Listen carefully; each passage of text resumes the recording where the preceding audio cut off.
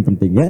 Tapi belum tentu yang kita bicarakan itu kalau tidak mengandung banyak manfaat jangan banyak dibahas, apalagi urusan privasi orang. Hargai orang lain. Ya, rumah tangga orang jangan dibahas-bahas. Dan antum anehnya, ini ada TV stasiun mengangkat rumah tangga orang lain, antum menikmati. Kenapa menikmati dosa? Ya, jadikan diri Anda ketika dipandang orang, disebut nama Anda yang diingat tuh Allah. Bisa enggak ketika melihat wajah antum ingat sholat? Ngelihat wajah antum ingat Quran? Ngelihat wajah antum pengen cepat ke surga, kan? Seperti itu yang harus dibuat. Makanya saya sering katakan, antum tuh mesti jadi pribadi, antum, saya, kita. Saat lahir kita menangis, orang tertawa. Nanti saat meninggal, kita yang tertawa, mereka yang menangisi kepergian kita.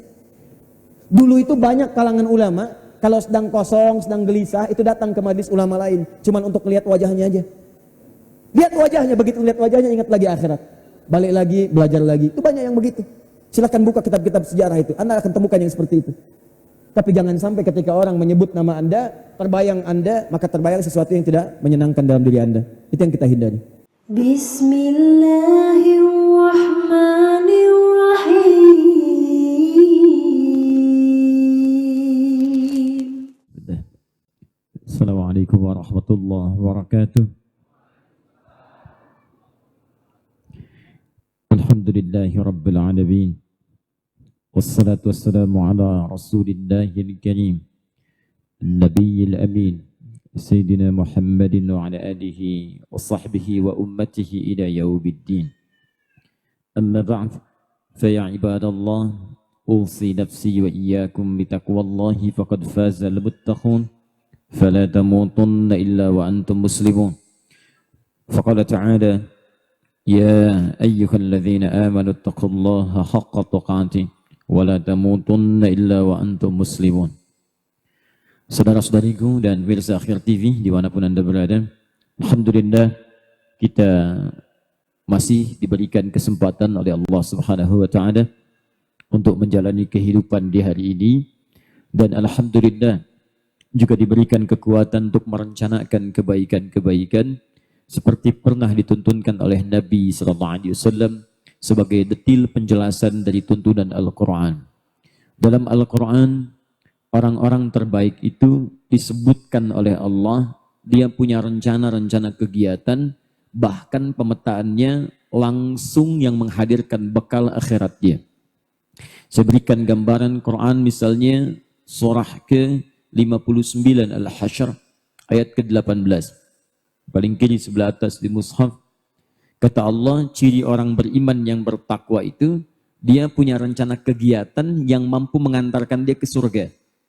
Ya ayyuhalladzina amanu taqullaha wal tanzur nafsum ma qaddamat lighad. Hei orang-orang yang telah menyatakan diri beriman, tingkatkan takwamu kepada Allah. Nah, ini programnya takwa. Jadi buat program takwa dalam kehidupan. Wal tanzur nafsum ma qaddamat lighad. Kemudian bikin pemetaan dengan program takwa itu hingga mengantarkan engkau pada kehidupan yang selanjutnya di hari esok. Maksudnya akhirat. Ya, kalau beberapa kalangan manusia membuat program-program itu, ada yang harian, ada yang pekanan, ada yang bulanan, tahun depan nanti mau seperti apa, bekerja di mana, anak sekolah di mana. Ah, itu baru dunia. Orang beriman tidak begitu. Orang beriman itu sampai akhirat.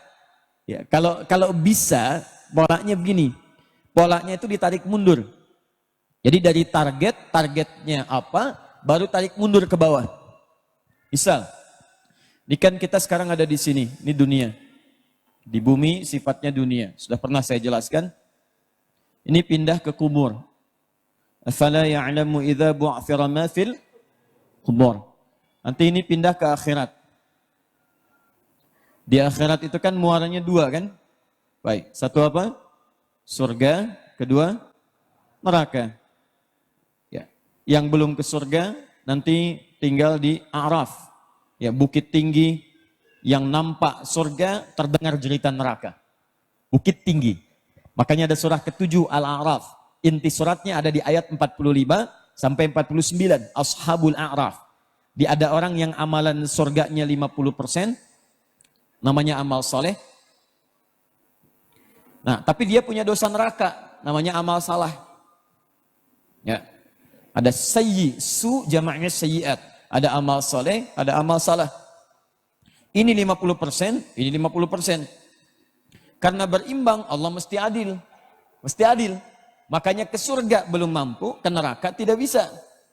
Ya, karena amalan dua-duanya seimbang.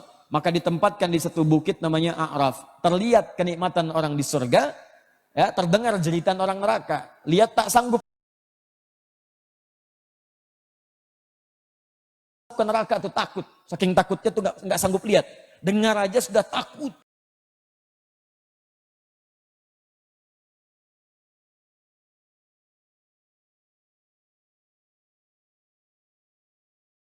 Kepada Allah, takut.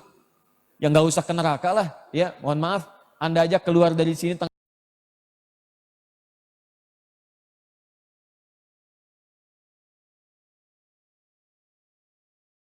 malam, jam 2, jam 3, dengar jeritan dari atas pohon.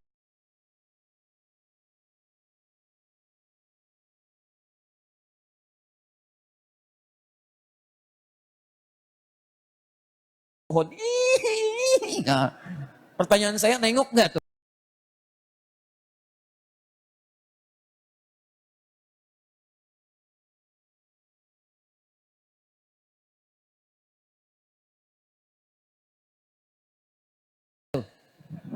Bahkan nengok, nggak ada orang yang ngiseng.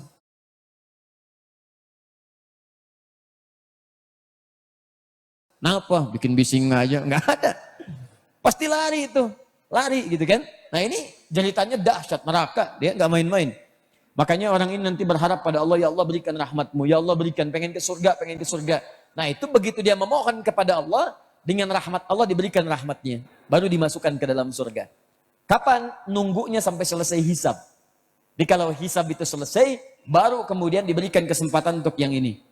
Ya, 1 hari proses hisab sama dengan 1000 tahun ukuran dunia. Nunggunya kalau sehari ukuran akhirat, itu sama dengan 1000 tahun urusan dunia. Nah, petanya kata Al-Quran, ahli iman itu, saya bicara orang beriman ya. Ya kalau tidak merasa beriman, ya tidak harus memikirkan. Karena ayat Al-Quran mengkhitab, menunjukkan ayat ini kepada orang yang punya iman saja. Jelas ya?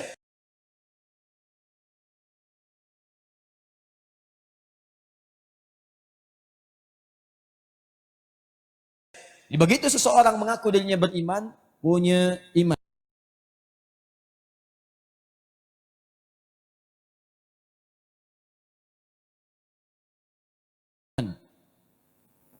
Maka kata Allah, dia harus punya rencana yang dia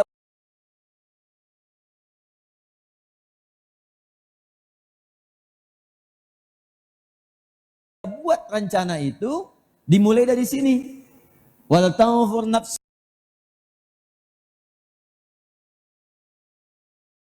ma qaddamat lighad. Hendaklah setiap orang-orang yang beriman itu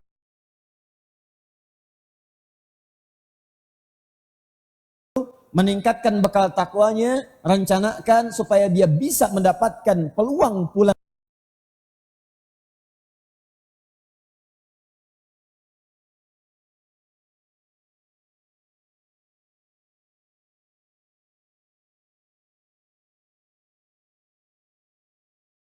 akhirat nanti di hari esok. Sampai ke sini petanya. Nah, saya pernah ajarkan pada Anda jenis-jenis surga. Ya, dari surga Aden sampai surga Firdaus, levelnya dari yang bersama Nabi, surga seluas langit dan bumi, di taman surga sampai surga yang terlihat biasa. Nah, cara bikin petanya, ya, Anda dari sini dulu, bukan dari sini dulu. Walaupun sekarang kita ada di sini, diturunkan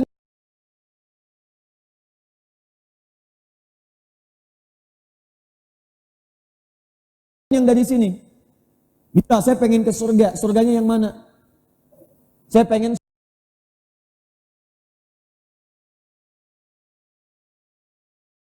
surganya dengan para nabi semua jumpa. Karena ada satu surga dengan semua para nabi.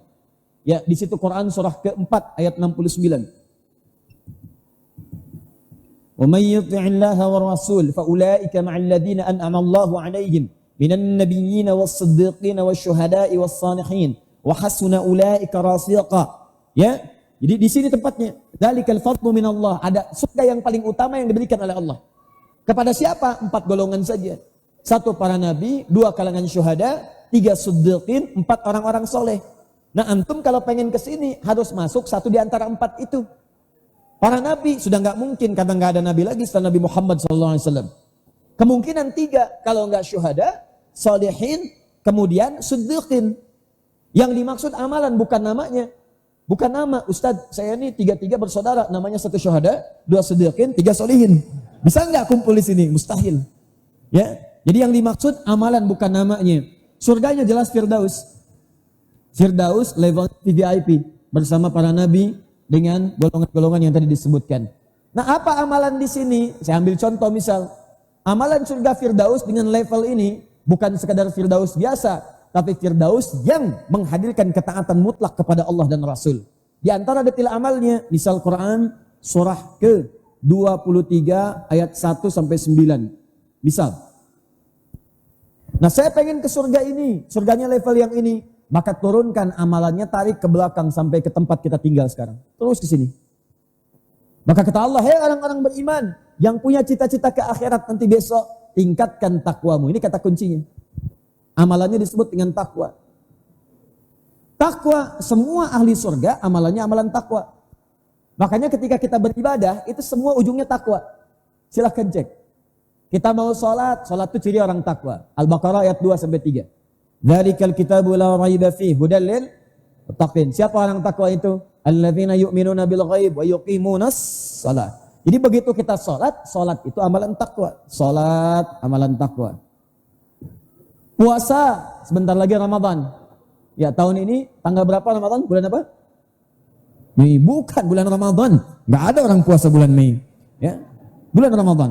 Puasa Ramadan dimulai pada tanggal 1 Ramadan. Ya, bukan 5 Mei. Aduh, cilaka ya.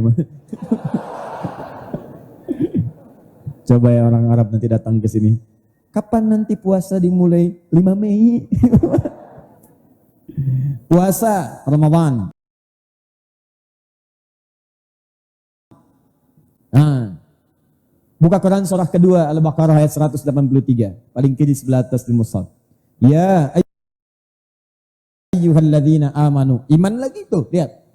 Silakan cek ya. Selalu dibuka dengan kalimat iman. Iman lagi. Tadi orang sholat pakai iman dulu. Alladzina yu'minuna bil ghaib wa yuqimunas shalah. Jadi mustahil tanpa iman bisa sholat.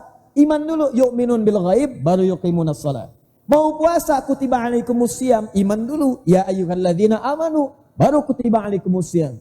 Kama kutiba alal ladzina min qablikum la'allakum. Tuh, takwa lagi. Puasa bagian dari takwa. Yang umrah, yang haji, buka Quran surah kedua ayat 197. Paling kanan sebelah atas di mushaf. Al-hajju ashhurun ma'lumat, faman farada fihinna al-hajja fala rafatha wala fusuqa wala jidala fil hajj. Wa ma taf'alu min khairin ya'lamuhu Allah wa tazawwadu fa inna khairaz zadi taqwa. Haji, umrah, urusannya takwa. Jadi kalau ada orang haji, orang umrah, ini bagian dari takwa. Infak juga sama, bagian dari takwa, nyambung. Tadi di Al-Baqarah ayat 3 itu. Kan setelah ayat 2-nya orang takwa, ayat 3-nya bicara iman, sholat, kemudian infak. Alladzina yu'minuna bil ghaib wa yuqimunas salata wa mimma razaqnahum yunfiqun. Infak itu bagian dari ini. Jadi kata Allah, kalau anda di akhiratnya pengen ke surga, nih, ya Allah saya pengen ke surga, dari sini. Gampang, kalau cuman pengen surga, kata Allah, tingkatkan takwa. Apa amalannya? 1, 2, 3, 4, 5, dan seterusnya. Jadi ketika anda diminta sholat, misal, maaf ya, anda mendengar suara adzan, Allahu Akbar, Allahu Akbar. Nah, orang beriman itu ketika mendengar adzan, yang di kepalanya terbayang itu bukan bentuk ibadahnya. Yang di kepalanya terbayang, ini panggilan surganya. Jadi dia memahami sholat itu bukan sekedar panggilan ibadah, bukan sekedar panggilan ibadah, tapi bekal untuk ke surga. Memang rencana dia mesti itu. Seakan-akan begini, ya Allah saya pengen ke surga, boleh kata Allah, nih bekalnya cari ya, nih saya turunkan sholat. Bagian dari takwa, karena ke surga bekalnya takwa. Apa amalannya ya Allah? Sholat. Nih saya turunkan sholat untuk mempercepat nanti kamu ke surga. Jadi kalau orang ngerti diminta sholat itu buat ke surga, nggak ada orang malas untuk menunaikan sholat. Di kebanyakan orang tuh nggak paham kenapa dia mesti sholat. Hayya 'alas shalah, ayo sholat. Kalau Anda melihatnya hanya sekedar bahkan beban dalam kehidupan, untuk ibadah aja, baru takbir, salam, dipanggil lagi azan. Demi Allah saya katakan maka Anda akan berat menunaikan sholat. Tapi kalau orang paham sholat itu panggilan surga, ayo ke surga, ayo ke surga. Katanya pengen ke surga, ini saya berikan bekalnya nggak diambil. Begitu Anda mendengar hayya 'alas shalah, ya Allah, surga saya sudah memanggil. Maka Anda tidak akan pernah tukarkan surga dengan tiket-tiket yang murah dari urusan dunia. Kenapa? Karena surga itu cita-cita terbesar yang Anda dambakan. Jelas? Makanya ketika Anda bertanya, kenapa sholat ya Allah? Hayya 'alal falah. Aku ingin berikan kebahagiaan. Puncak kebahagiaan tertinggi yang dipegang, orang beriman disebut dengan aflah. Dipegang, gak mau dilepaskan. Aflah namanya. Orang beriman kalau menggenggam itu puncak tertingginya teman-teman, itu firdaus, surga. Quran surah ke-23, ayat 1-9 itu. Qad aflahal mu'minun. Orang beriman akan menggenggam puncak kebahagiaan tertinggi. Apa itu? Lihat sampai ayat 7, 8, 9 sampai ke bawahnya. Alladzina yarithuna al-firdausa hum fiha khalidun. Puncak kebahagiaan tertinggi itu bukan dunia. Puncaknya akhirat ketika masuk surga firdaus. Apa amalannya? Baca ayat 2-nya. Alladzina hum fi salatihim khashi'un. Salat. Qad aflahal mu'minun. Alladzina hum fi salatihim khashi'un. Aflah. Untuk mendapatkan aflah, falah. Falah itu salat. Makanya kata muadzin, hayya 'alas shalah. Kenapa hayya 'alas shalah? Hayya 'alal falah. Dapatkan falah, dipegang jadi aflah. Begitu dapat aflah, surga. Itu cara memahaminya. Karena itu, maaf sekali, coba tanyakan pada diri Anda nih sampai dengan hari ini. Yang pengen ke surga, pengen ke firdaus bersama Nabi. Berapa peningkatan persiapan bekal yang sudah Anda kerjakan sampai dengan pagi hari ini? Gitu cara memetakannya, bikin peta. Buat peta. Saya pengen ke surga, turunkan amalan-amalan surga. Singkatnya, takwa. Dari takwa ini, apa amalan takwa yang menghadirkan surga pilihan saya? Saya pengen firdaus, maka turunkan amalan-amalan takwa yang memasukkan ke surga firdaus. 1, 2, 3, 4, 5. Hari ini, saya berikan satu rahasia besar. Ada orang yang mengerjakan amalan-amalan surga, sekaligus saat bersamaan, Allah berikan limpahan kesuksesan dunia. Ada orang yang ngejar dunia saja, akhiratnya nggak dapat. Tapi yang ini menarik, ada orang yang dia mengejar akhirat, tapi dunianya pun diikutkan oleh Allah. Kan ada orang yang ngejar akhirat, dia ke masjid, kan, baca Quran, ke kampus nggak mau belajar, nggak mau kerja, nggak mau, pokoknya di masjid. Saya mau meninggal dalam keadaan sedang sholat, masya Allah, sholat, belum meninggal juga. Begitu pengen ke toilet keluar meninggal, kan? Kan kita nggak bisa milih, ya, kita nggak bisa milih. Nah, sekarang ada satu amalan ini diajarkan oleh Nabi pada satu generasi. Saat generasi itu mengerjakannya, Allahu Akbar, semua sukses urusan dunianya. Jadi kalau ada pebisnis, dunia usaha, kayaknya nggak nanggung, kaya banget. Sampai sekarang asetnya masih ada. Kalau dia itu pengajar, ustadz, pintar banget, pintarnya nggak ketulungan. Jadi apa yang disampaikan dalam setiap pertanyaan ada jawabannya. Dan menariknya semua jawabannya pakai Quran. Quran. Itu luar biasa. Anda buka misalnya tafsir namanya Al-Jawahir. Karya Syekh Tantawi Al-Jauhari. Di bagian terakhir itu ada tanya jawab yang terjadi di masa tertentu. Pertanyaannya ada yang jenisnya matematika, ada yang jenisnya persoalan astronomi. Itu jawabannya pakai Quran. Anda bayangkan nggak? Ada suami istri, istrinya tengah mengandung. Baru kandungan usia 6 bulan sudah melahirkan. Suaminya protes datang kepada Khalifah Ali bin Abi Thalib. Menanyakan, ya Amirul Mukminin, ini istri saya selingkuh nih. Baru 6 bulan dah lahiran, katanya saya ditipu sama dia berzina. Kata istri, demi Allah saya tidak mengerjakan apapun kecuali ketaatan kepada Allah. Enggak, saya zina. Saya taati suami saya. Ini memang begini, saya ngandung 6 bulan lahir. Kata suaminya, mustahil gak ada kejadian begini. Kata Ali bin Abi Thalib, bagaimana? Apakah engkau mau bersumpah di hadapan Allah? Tidak selingkuh, tidak berzina, saya bersumpah saya tidak mengerjakan apapun selain ketaatan kepada Allah. Maka kata Ali bin Abi Thalib, istrimu benar. Suaminya bingung, bagaimana bisa benar? Kata Ali, buka Quran surah ke-46 ayat 15. Bandingkan dengan Quran surah ke-31 ayat yang ke-14. Perhatikan baik-baik.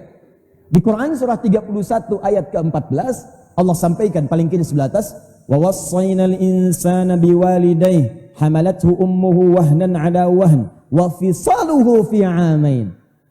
Kata Allah, hei, saya wasiatkan kalian semua manusia berbakti kepada kedua orang tuanya. Kalau kalian masih bingung cara berbakti, masih nggak senang dengan orang tua, ada yang memusuhi bahkan ke orang tua, ingat-ingat, ibu kamu itu ngandungnya susah. Bawa kamu kemana-mana dalam keadaan yang capek lelah. Miring kanan susah, kiri susah, berat menanggung kamu. Nggak pernah dilepaskan, dibawa-bawa kemana-mana. Masak dibawa, mandi dibawa, ke dapur dibawa, belanja dibawa. Nggak pernah ada seorang ibu mengandung ingin mengerjakan sesuatu, minta anaknya istirahat dulu. Mama dulu ya, adik diam dulu di sini, nggak ada. Kemana dibawa? Itu yang disebut wahnan ala wahnin, susahnya berlipat. Jadi kalau Anda mau menyakiti ibu Anda, mikir dulu, ibu Anda itu memberikan perjuangan besar bagi Anda. Jadi kalau mau nyakitin sedetik saja, ingat ibumu yang pernah mengandungmu bagaimana susahnya. Dia bersabar dengan Anda berbulan-bulan. Masa Anda nggak bisa sabar dengan ibu Anda beberapa menit saja? Hanya karena SPP belum keluar, uang saku belum diberikan, apa yang diminta belum disampaikan. Baru 6 menit Anda sudah marah, ibu Anda berbulan-bulan. Tapi yang paling menarik kata Allah, wa fisaluhu fi 'amain, kemudian menyapihnya dalam 2 tahun. Disapih. Artinya selesaikan dalam proses asiknya. Asik berikan paling maksimal kata Quran kalau ingin sempurna 2 tahun. Dalilnya Quran surah kedua ayat 233. Paling kanan sebelah bawah di mushaf. Wal walidatu yurdi'na auladahunna haulaini kamilaini liman arada an yutimma ar-radha'ah. Perempuan yang baru melahirkan, hei para suami, jangan sibukkan dia dengan mengerjakan tambahan-tambahan beban. Berikan motivasi, ketenangan padanya untuk memberikan air susunya kepada anaknya, ASI. Kalau pengen disempurnakan, berikan selama 2 tahun. Berikan. Tapi indah bahasa Qurannya. Para suaminya jangan berikan beban-beban, termasuk beban emosional, fisikal. Jadi kalau ada keperluan pakaian, wa 'alal mauludi lahu rizquhunna. Makanannya suami kontrol siapkan. Pakaiannya siapkan supaya stabil emosinya. Karena apa yang diberikan dari ASI itu akan memberikan kemudian dampak kepada anak yang diberikan air susunya. Kalau ibunya emosional, anaknya terbawa. Ibunya sedih, anaknya terbawa. Maka berikan, ini indah bahasa Qurannya. Berikan motivasi supaya istri tenang dalam memberikan ASI-nya, supaya stabil keadaan anaknya. Ya, makanya kan yang paling indah bagi perempuan yang baru melahirkan, begitu lahiran, sakit terasakan, setengah sakitnya hilang ketika anaknya diberikan di sampingnya. Masya Allah. Enak. Setengahnya lagi ketika Anda hadir di sampingnya. Sayang, baik kita sudah lahir. Hilang itu. Masya Allah, matanya mirip kamu ya. Tuh. Kenapa telinganya mirip dia ya? 2 tahun? 2 tahun berapa bulan? 24 bulan. 24 bulan. Lihat sini. Di Quran surah ke-31 ayat ke-14 itu menyapi selama 2 tahun. 2 tahun ini ditafsirkan memberikan ASI di Quran surah 2 ayat 233. Baik ya? 2 tahun 24 bulan. Buka Quran surah ke-46 ayat 15. Wa wassaynal insana biwalidayhi hamalathu ummuhu karha. Hei, kami wasiatkan engkau setiap manusia berbakti kepada kedua orang tua. Ibumu telah mengandungmu dalam keadaan yang letih, capek, berat. Kemudian ini wa hamluhu wa fisaluhu. Sedangkan mengandung dan menyapih itu paling minimal kata Allah Ta'ala syahra, 30 bulan. Lihat sini. Paling minimal kalau digabungkan mengandung dan menyusui, menyapih itu 30 bulan. Memberikan ASI maksimal 2 tahun, 24 bulan. Ini mengandung dan memberikan ASI 30 bulan. 2 tahun, 24 bulan. 24 bulan itu memberikan ASI, menyapih. Yang 30 bulan mengandung dan memberikan ASI. Jadi kalau memberikan ASI 24 bulan, memberikan ASI 30 bulan, kurangi 30 bulan dengan 24. 30 kurang 24 berapa? 6 bulan. Maka 6 bulan inilah kata Ali bin Abi Thalib itu yang dimaksud dengan kelahiran awal, disebut dengan kelahiran prematur. Di kelahiran kalaupun dia bisa lahir, yang paling awal kata Ali bin Abi Thalib, menurut keterangan Al-Quran 6 bulan dia bisa lahir. 7 bulan bisa lahir. Kalau ingin sempurna normalnya 9 bulan. Nah 6 bulan ini kata Ali itulah yang disebut dengan kelahiran prematur. Bayangkan jawabannya bisa menggunakan Al-Quran. Jadi kalau pintar beneran. Kalau kaya, kayanya nggak nanggung. Jadi diplomat, jadi birokrat, jangan dilihat. Maaf ya, birokrat dulu, diplomat dulu, ekspedisi, utusan Nabi. Nabi wafat, Amr bin As, Muawiyah bin Abi Sofyan, ekspedisi jalan Afrika Utara dari Mesir, Libya, Tunisia, Maroko, Aljazair, nyebrang sampai ke Syam. Sekarang 4 negara, Lebanon, Yordania, Syria, Palestina. Itu semua yang dilewati jadi muslim semua dan kaya semuanya.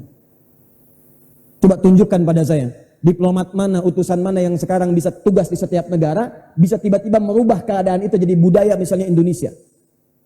Jadi punya nilai-nilai keindonesiaan. Cek. Ini setiap orang yang mampir itu bisa menampilkan nilai keislaman berubah total. Kaya sampai sekarang masih ada jejak Islamnya. Bahkan negaranya rata-rata negara muslim sampai sekarang. Tuh. Generasi diajarkan oleh Nabi dan mereka disebut lewat lisan Nabi, bahkan sebagian besar mereka masuk surga tanpa hisab. Masuk surga tanpa hisab. Kenal Utsman bin Affan? Ayo bilang kenal. Tidak. Utsman masuk surga tanpa hisab. Utsman kaya, kekayaannya sampai sekarang masih ada asetnya. Abdurrahman bin Auf masuk surga tanpa hisab. Baik teman-teman sekalian, masuk ke surga. Disebutkan bahkan akan masuk ke surga dalam keadaan merangkak. Pernah ada dari Sayyidah Aisyah. Begitu mendengar kalimat itu, lihat kalimatnya baik-baik. Daripada kelamaan aku, katanya, merangkak itu maksudnya agak lambat karena hartanya banyak. Daripada kelamaan harta-hartaku aku sedekahkan. Sedekahkan. Walaupun hadisnya diperdebatkan, tapi jaminan surga. Abdurrahman bin Auf masuk surga. Orang kaya, pengusaha, pebisnis, nggak tanggung asetnya, kapaknya saja terbuat dari emas. Jangan tanya Ali bin Abi Thalib, jangan tanya Amr bin As, jangan tanya Umar bin Khattab. Semua sukses urusan dunianya dan jaminan surga akhiratnya. Itu disiapkan oleh Nabi, diajarkan langsung satu generasi. Generasi apakah itu? Itulah yang disebut dengan generasi Rabbani. Pagi ini kita akan turunkan tuntunan-tuntunannya dan kita bermohon kepada Allah, kalau orang dulu bisa sukses dunia akhirat, maka pelajaran yang sama, nilai yang sama, pendidikan yang sama, kita bahas pada kesempatan pagi hari ini. Kita harapkan hasilnya pun minimal bisa serupa. Insya Allah surga bisa kita dapatkan, dunia bisa kita raih. Ya, dan tidak cukup dengan amin. Kita belajar dulu. Ya, Bismillah. Saya usahakan semaksimal mungkin saya bahas. Bukan cuma membahas, saya tulis, saya hapus, saya siapkan. Wah, ini luar biasa nih hari ini. Ya Allah, ampuni dosa-dosa panitia ya Allah.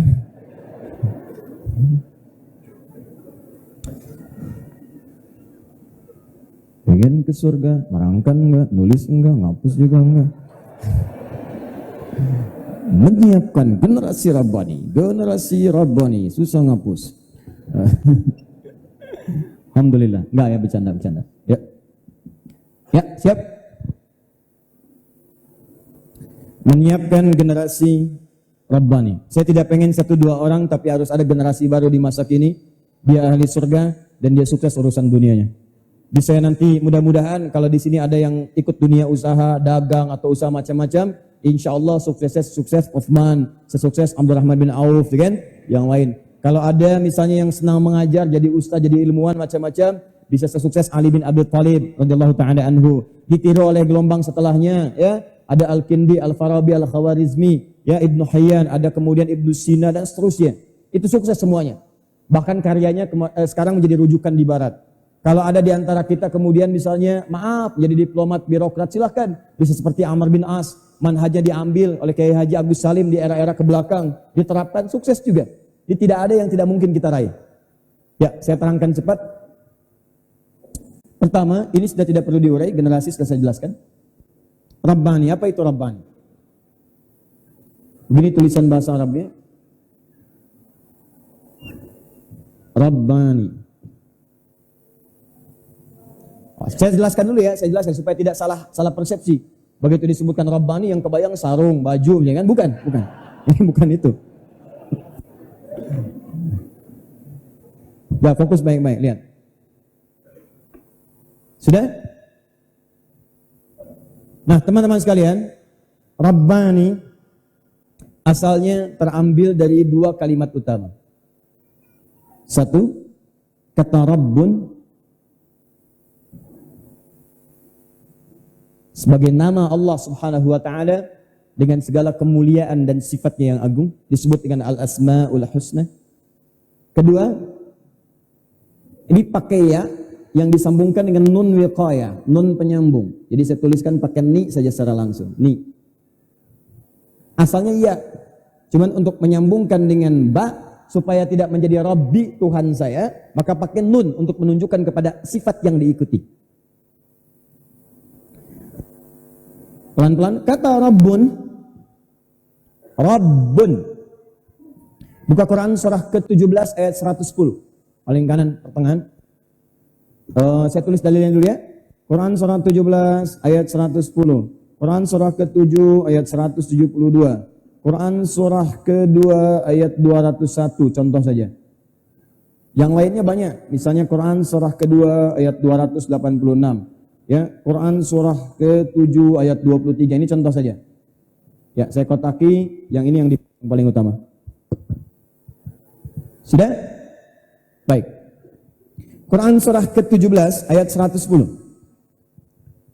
Qulid'u Allah awid'u ar-Rahman ayyamma tad'u falahul asma'ul husna.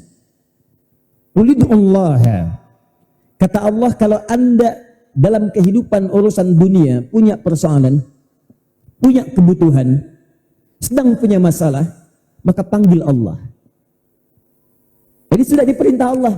Ini rumus dia, rumus. Ingat, pakai rumus ini kata Allah, kalau sedang punya persoalan, punya masalah, punya kebutuhan, panggil Allah, minta, berdoa. Saya ulang, minta. Bukan bikin status. Bikin status di media sosial tidak menyelesaikan persoalan.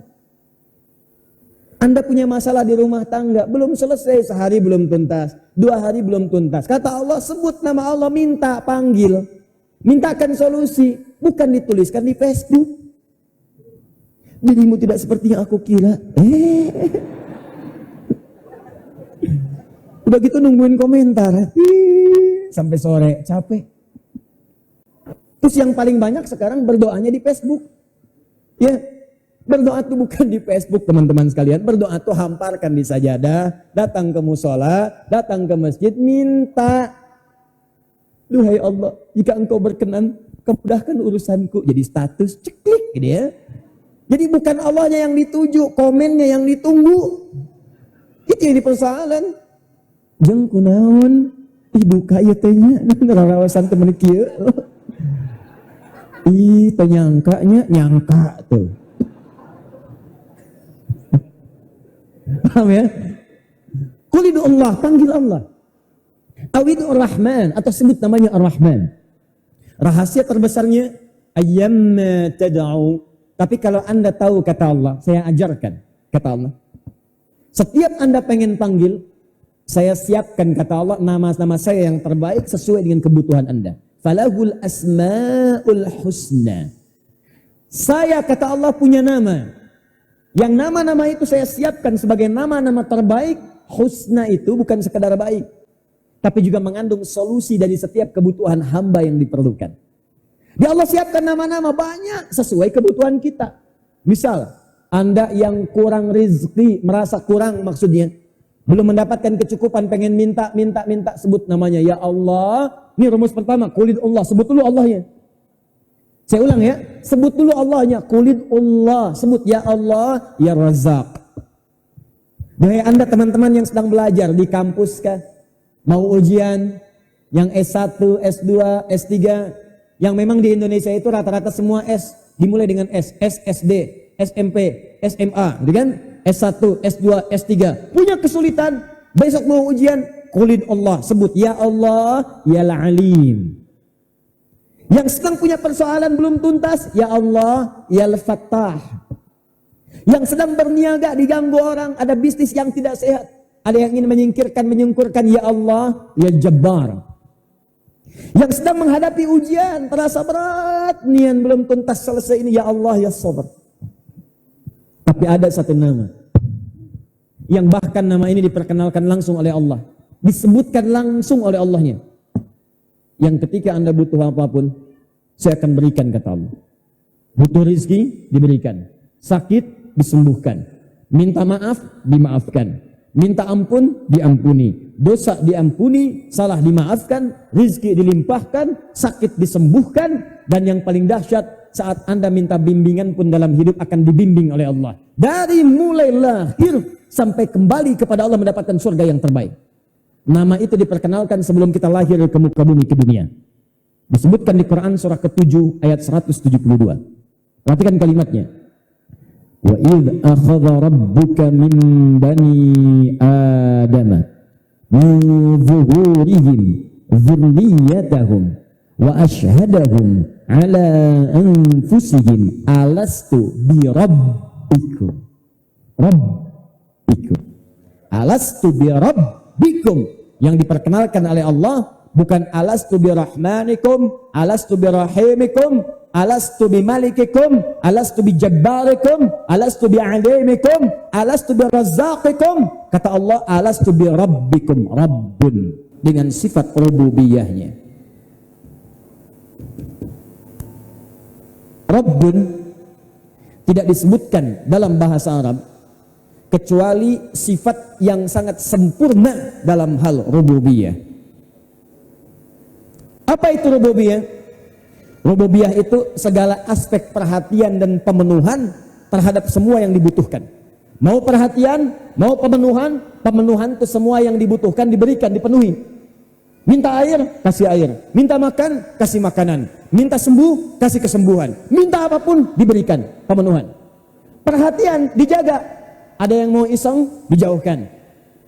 Ada yang mau terjebak kepada yang haram, dilindungi. Diperhatikan oleh Allah. Ada orang-orang yang ketika bermaksiat itu mudah. Ada orang ini ketika terfikir maksiat dipalingkan oleh Allah. Bahkan orang pun kalau mau ngerjain dia dengan maksiat, tidak akan mampu. Kerjain orang itu yuk. Nggak mau keuntungan dikit, dosanya gede. Dia mah susah. Gak usah ditawarin korupsi, kita yang capek nanti. Gak usah disogok, jangankan diterima, kita yang dimaki-maki nanti. Ini ada orang-orang yang oleh Allah dijaga. Jangankan dirinya berbuat maksiat, orang pun ngajak dia maksiat, bukan sungkan lagi, sudah gak mau. Dan hebatnya, ada orang-orang yang ketika dilihat wajahnya sudah terbayang kedekatan kepada Allah. Antum mesti begitu tuh. Coba selama hidup itu dekati Allah. Sehingga persepsi orang ketika melihat kita membayangkan semua nilai kebaikan. Sederhana teman-teman, ketika melihat wajah antum itu, kalau orang tahu, itu akan kebayang semua perilaku antum. Demi Allah saya katakan, antum yang rajin olahraga, coba kalau saya sebutkan nama aja, antum udah kebayang. Lionel Messi, udah kebayang. Yang kebayang bola kan? Coba Ronaldo, Kylian Mbappe yang di PSG sekarang sedang naik. Ya, coba sok. Yang kebayang tuh itu. Mourinho kebayang dipecat, kan? Solskjaer kebayang gantikan manajer Caretaker, naik posisi sekarang nomor 5 di Liga Inggris, kebayang. Manchester City kebayang Pep Guardiola, gitu kan? Aguero sekarang nyusul, poinnya cuma beda 1 dengan Liverpool. Liverpool kebayang, kemarin baru ngalahin 5-0 gitu kan? Nanti ketemu Everton sebentar lagi, ya, derby di Merseyside, ya hasil imbang agak lumayan, tapi kalau menang bagus, kan? Ada persaingan, kebayang. Halo? Apal saya, tapi saya nggak nonton. Saya nggak nonton peristiwa di Chami Tokyo aja saya tahu. Ya, ada pernikahan di Chami di Tokyo yang menikah si fulan saya tahu. Ya. Yang hadir Satria Baja Hitam gitu kan. Ultraman ini. Cuman kalau saya yang ilmiah saya hafal insya Allah. Tapi kalau yang nggak terlampau penting saya nggak tahu. Ya insya Allah. Saya nggak tahu Syahrini menikah dengan Reno Barak, saya nggak tahu. Kalau yang lain insya Allah saya hafal. Ngapain ngurusan sesuatu yang nggak penting?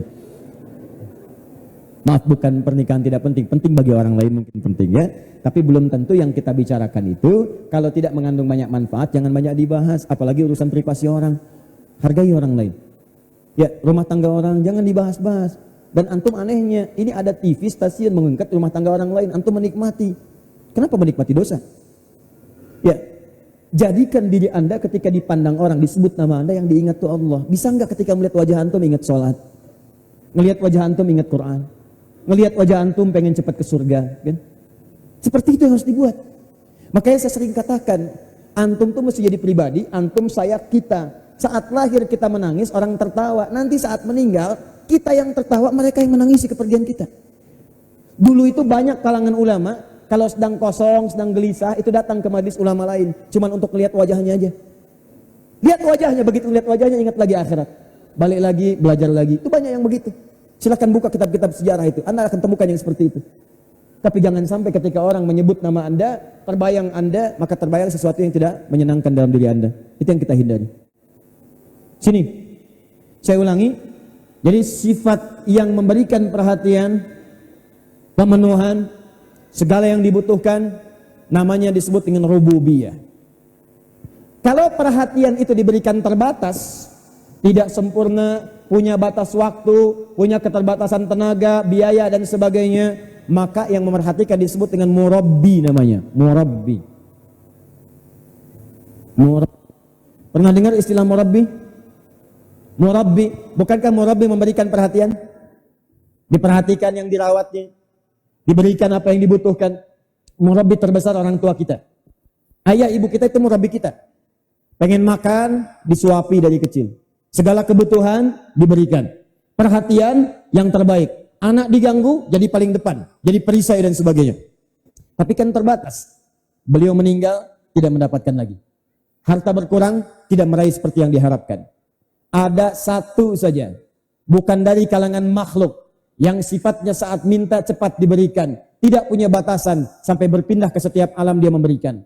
Dalam bahasa Arab, kalau ada yang cepat memberikan, semua diberikan tanpa batas, tidak ada batasan-batasan di dalamnya, maka rubah kalimatnya dari kata murabbi menjadi rabbun. Rabbun. Kenapa Allah menamai dirinya dengan rabbun?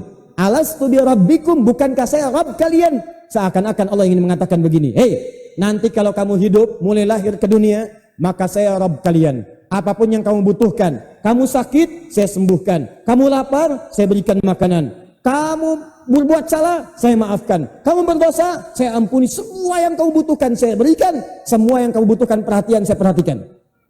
Jelas? Yang paling menarik, ya Allah, saya siap untuk mengikuti itu semua.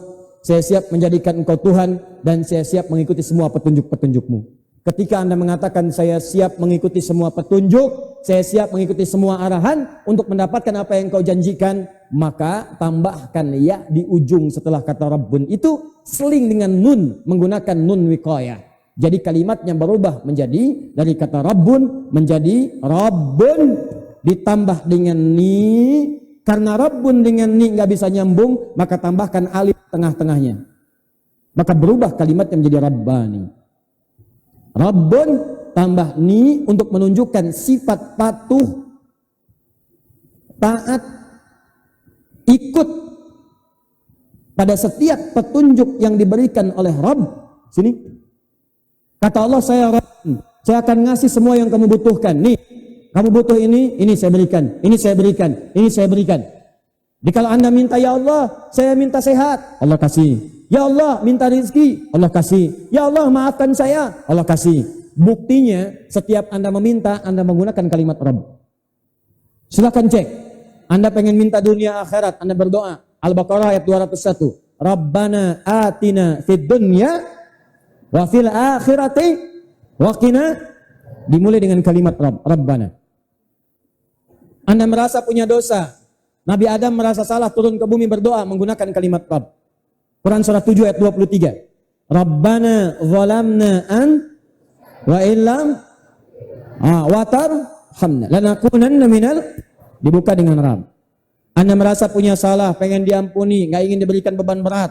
Anda baca Al-Baqarah 286. Rabbana la tu'akhidna in nasina aw Rabbana wa la tahmil alaina isran kama alal ladzina Rabbana wa la tuhammilna ma la.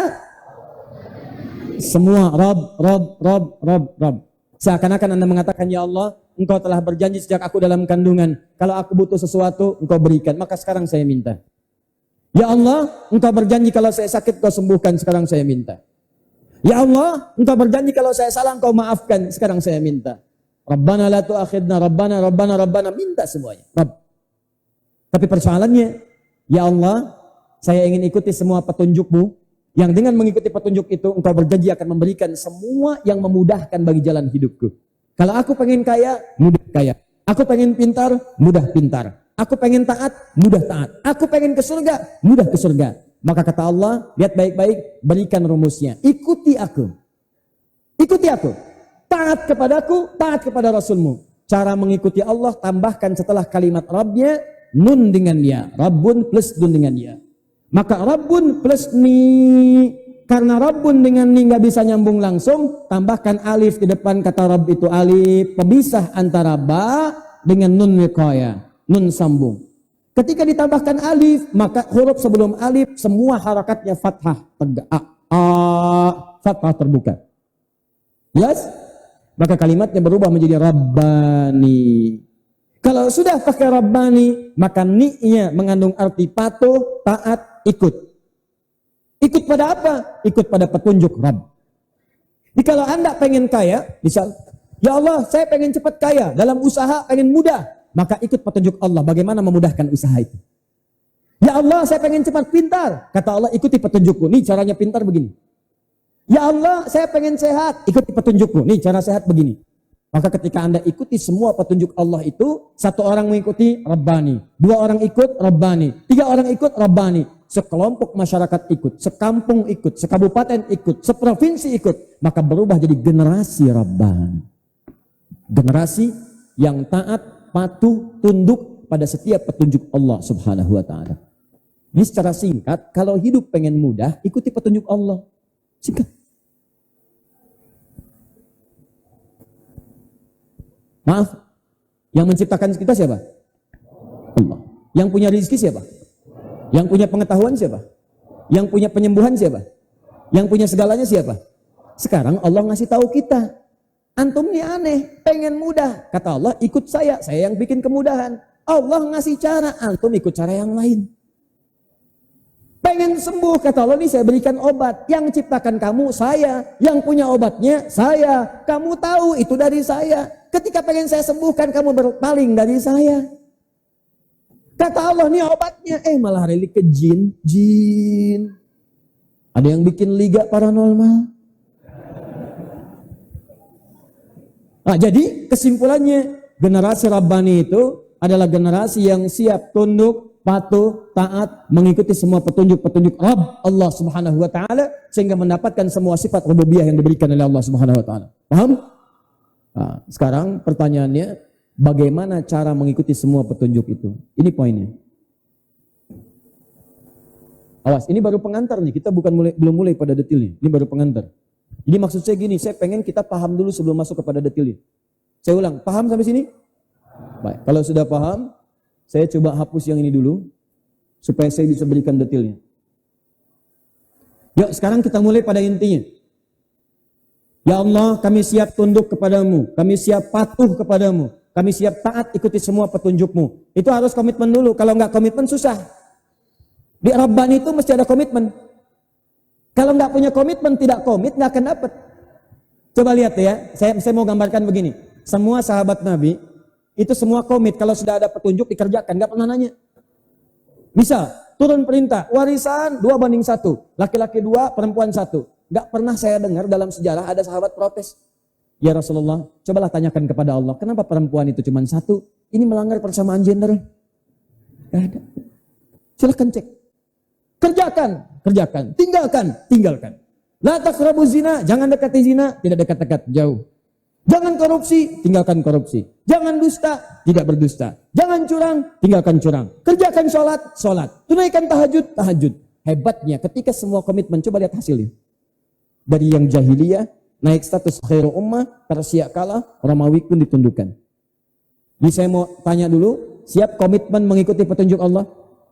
Siap komitmen jadi generasi Rabbani? Kalau Anda katakan siap, maka ikrar itu antara Anda dengan Allah Subhanahu wa taala. Nanti lihat hasilnya seperti apa. Kalau Anda bicara siap di alun-alun, kemudian Anda ingkari, barangkali agak sedikit perlu penelitian. Tapi kalau di rumah Allah Anda katakan siap dan Anda ingkari juga, ada pertanyaan, apakah ada iman dalam jiwa Anda? 1. Yuk, saya turunkan detil petunjuknya. Quran surah ketiga ayat 31. 2. Quran surah 33 ayat 21. Penjabarannya Quran, surah kedua, ayat 151.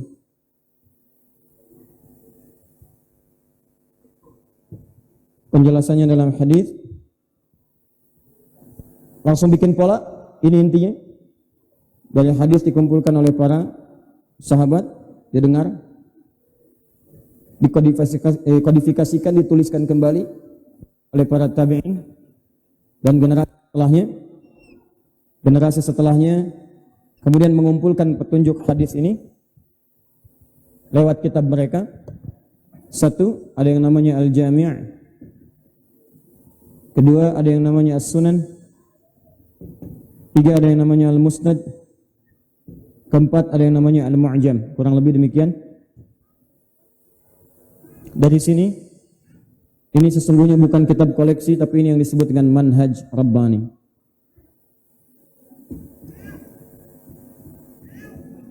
Buat kurikulum. Sesuai dengan apa yang telah Anda rencanakan untuk menuju surga akhirat dan kebahagiaan dunia. Ini petanya. Ya, saya bikin peta cepat seperti ini gambarannya. Dan pemirsa dimanapun Anda berada, Anda bisa nanti fokuskan. Mungkin ini bisa di zoom nanti supaya saya bisa terangkan lebih mudah insya Allah. Yang tertinggal jangan khawatir ya, walaupun ini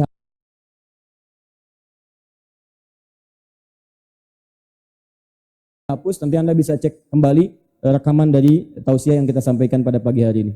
Baik, waktu saya sangat singkat, saya tinggal punya setengah jam lagi untuk menerangkan, jadi tolong fokus baik-baik.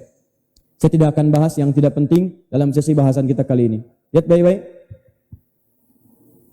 Ya Allah, Engkau janjikan dengan segala sifat rububiyah-Mu dalam kalimat Rabb, semua yang kami butuhkan akan dipenuhi.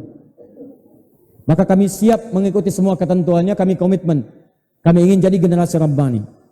Bagaimana cara mendapatkan semua petunjuk itu? Maka turunlah Quran surah ketiga ayat 31. Perhatikan baik-baik.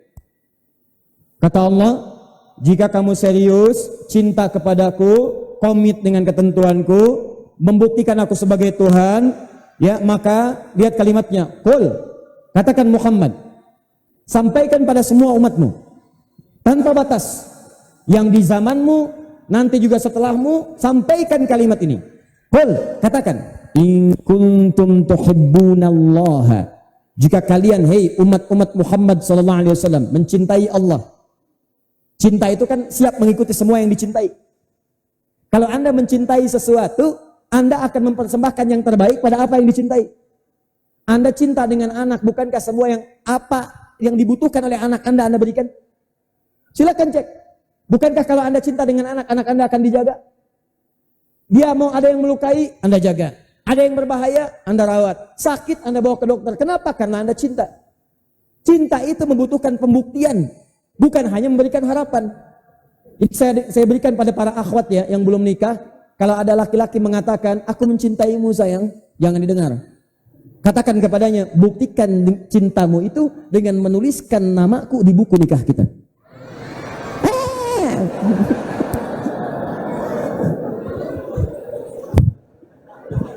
Pasang status. Langsung dibikin status.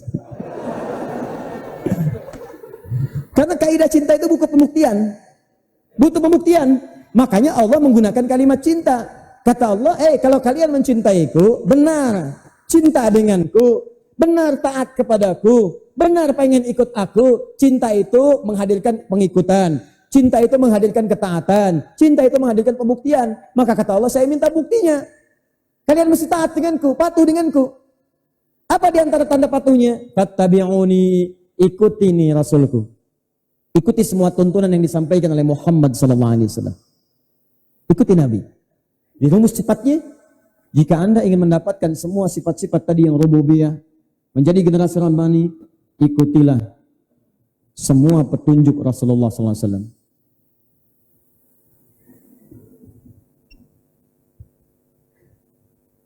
Bahasa gampangnya begini. Saya sudah berikan semua petunjuk ini kepada Rasul ini, Muhammad SAW. Ikuti aja beliau.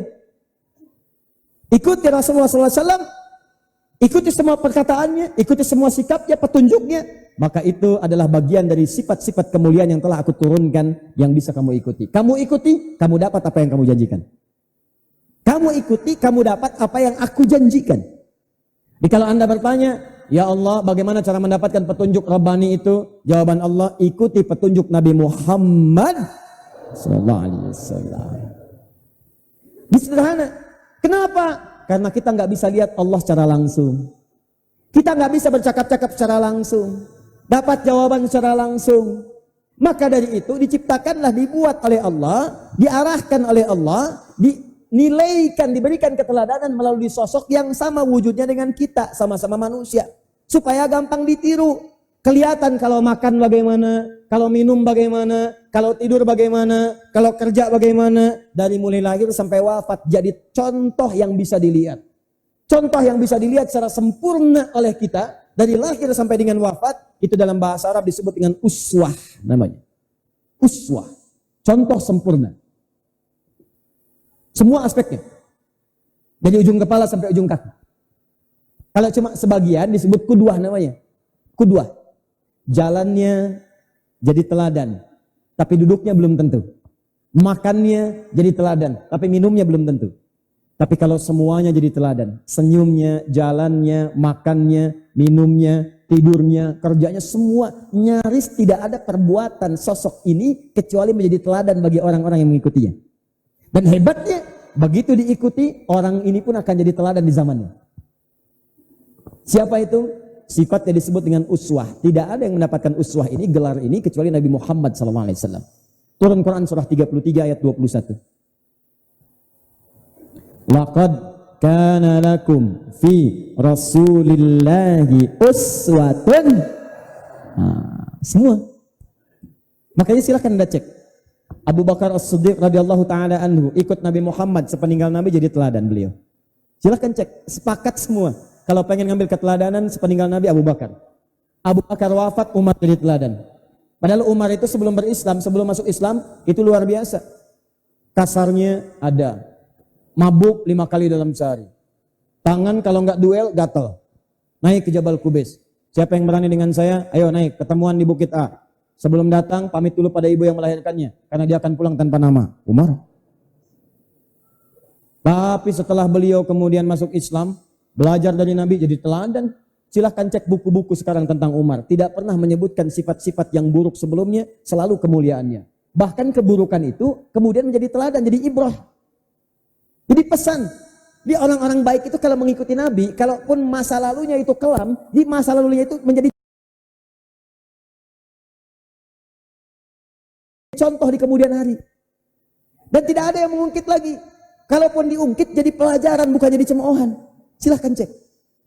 Sekarang kan semua ketika bicara tentang Umar yang baik-baik. Tegasnya, belusukannya, ya, wibawanya. Umar bicara berwibawa. Datang rakyatnya, apa yang dibutuhkan? Ini luar biasa.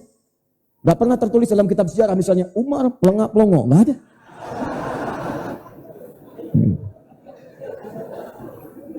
Ini contoh. Udah. Ini uswah. Paham? Utsman teladan, Ali teladan, semua teladan. Bahkan silahkan cek istri-istri Nabi teladan semua. Saya sering bahas ini. Kenapa diperkenankan menikah lebih dengan 4 perempuan? Karena semua istri Nabi menjadi simbol keteladanan bagi semua perempuan di bumi. Semua karakter perempuan itu ada di istri Nabi semua. Ibu silakan deh, nanti istri antum tuh ada yang gesit, cekatan, maka belajar dari Sayyidah Aisyah. Ada yang lembut, penyabaran, belajar dari Sayyidah Saudah binti Zam'ah. Ya, ada yang kecantikannya luar biasa, bagaimana menjaga kecantikan dalam keadaan ketaatan, masih taat ibadah, ada belajar dari Sayyidah Zainab. Ada yang gabungan dari semua itu, wah luar biasa. Indah, melihat wajahnya sudah tenang, punya masalah tinggal lihat wajah aja. Pokoknya kalau ada masalah, lihat wajahnya. Ada masalah, lihat wajahnya. Masya Allah. Hilang masalah. Sayyidah Khadijah. Bahkan sepeninggalnya masih dimimpikan. Khadijah. Masya Allah. Oh, antum kalau punya Sayyidah Khadijah di rumah tuh, maksudnya sifat-sifatnya. Punya sifat Sayyidah Khadijah, istri punya sifat Sayyidah Khadijah. Tenang kehidupan antum di rumah. Kantor, ada masalah besar, selesai. Pulang ke rumah. Lihat wajah. Nah. Luar biasa. Coba buat seperti itu, Bu. Maksimalkan. Gimana caranya tuh begitu suami pulang, sedang ada persoalan beban berat di kantor, ketuk pintu rumah, tiba-tiba ibu yang buka, sudah senyum. Nambah masalah. Ya. Ini senyumnya senyum modus nih. Nah ya, ini uswah. Itulah uswah. Nah, jadi kalau Anda ingin ikuti semua jenis keteladanan yang ada di sini semua. Secara singkat, ingin jadi generasi Rabbani, kata Allah, ikuti Nabi. Fattabi'uni yuhibbukumullah wa yaghfir lakum dzunubakum. Kata Allah, lihat baik-baik. Kalau kamu mampu mengikuti semua petunjuk Nabi ini, maka yang pertama Allah berikan yuhibbukumullah. Allah akan cintai kalian. Lihat nih, kembali ke Quran surah 3:31. Yuhibbukumullah, maka orang itu akan dicintai Allah. Kan tadi saya katakan kaidah cinta itu kalau sudah cinta semua diberikan. Manusia cinta pada yang lainnya semua diberikan. Suami cinta pada istri semua diberikan. Istri cinta pada suami semua diberikan. Allah cinta pada hamba, apa yang Allah tidak punya semua diberikan. Silakan. Anda pengen kaya, Allah kasih. Anda pengen pintar, Allah berikan. Namanya cinta. Karena kaidah cinta itu akan memberikan apapun pada yang dicintainya. Sepanjang itu bermanfaat bagi yang dicintai. Karena cinta itu tidak akan melukai. Awas kalau ada orang belum menikah, maaf, mengatakan cinta ngajak maksiat bukan cinta namanya. Karena cinta itu melindungi dari yang kotor. Ingat beda antara cinta dengan suka. Nih, maaf, sah aja belum, akad aja belum, udah ngajak maksiat. Jalan, udah gandengan, naik beca berdua, seakan-akan dunia milik berdua, tukang beca nggak ada gitu kan. Ya. Foto-foto macam-macam, dan yang lainnya puncaknya lebih tinggi lah gitu kan. Itu yang berbahaya. Hati-hati. Kalau ada yang mengajak demikian berarti dia sedang tidak mencintai Anda. Karena cinta itu memberikan yang terbaik, bukan mengarahkan kepada yang tidak baik. Cinta mengajak kepada taat, bukan pada maksiat. Jelas ya? Jadi kalau dia mengajak Anda, ayo, yuk jaga tahajud, jaga sholat. Bisa nggak sayang sebelum nanti kita menikah, status kita update tuh, begitu akad kita sudah menjadi hafid dan hafidhah. Yuk sambil menunggu hari itu yang kita nantikan kita menghafal Quran. Masya Allah. Minimal surat Ar-Rahman, baca dulu, baca. Itu indah gitu. Begitu Anda datang untuk melamarnya ditanya, kamu bawa apa ke sini? Saya membawa hafalan Quran yang telah saya hafalkan.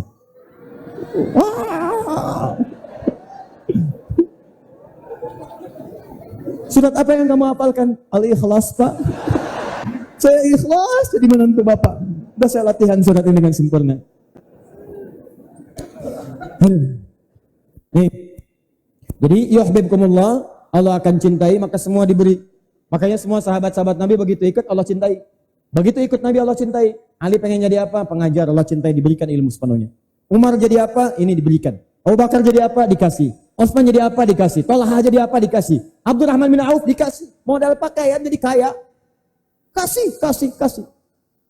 Makanya yang hebat itu mereka walaupun banyak dikasih tidak putus dekatnya dengan Allah.